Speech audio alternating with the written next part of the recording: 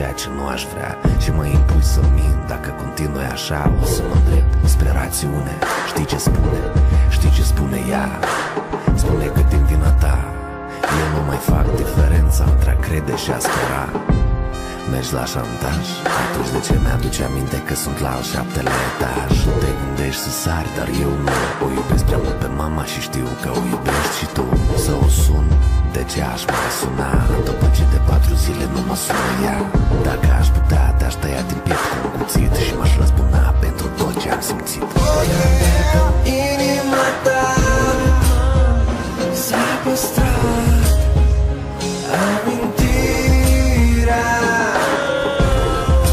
din amintiri.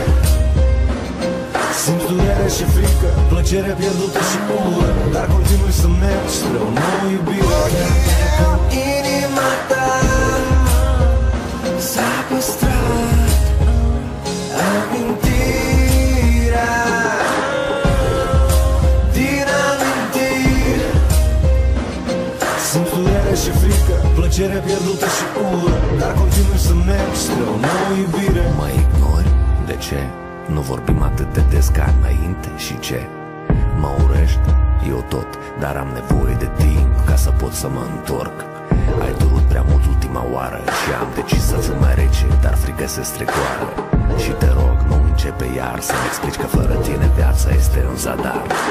Eu știu ce vreau, dar ai dreptate și tu. Sunt nopți în care mi-amintesc despre ea și este prea devreme să te arăt cuiva. Nu am mai întâlnit pe nimeni care te-a meritat, dar poate cândva pe stradă sau la o cafea. Și nu uita că mi-ai promis la 16 ani că mă vei ajuta și dacă o voi întâlni vei spune este ea. Inima ta s-a păstrat amintirea din amintiri. Simți durere și frică, plăcere pierdută și ură, dar continui să mergi spre o nouă iubire. Inima ta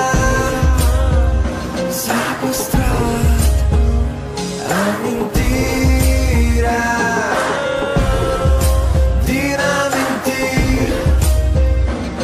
Simți durere și frică, plăcere pierdută și ură, dar continui să mergi spre o nouă iubire. Și mergi înainte spre noi începuturi și inima-ți bate. Și orice bătaie îți amintește imagini uitate cu ea.